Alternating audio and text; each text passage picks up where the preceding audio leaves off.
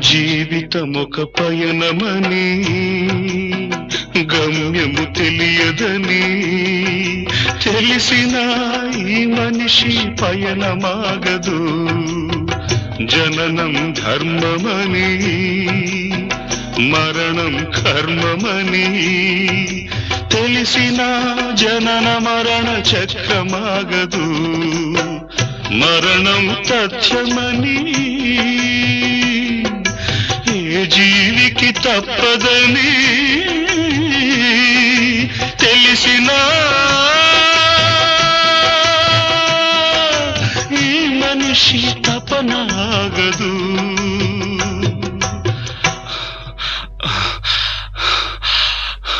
ఈ బ్రతుకు తపనాగదు. ఆగదు ఏ నిమిషము నీ కోసము.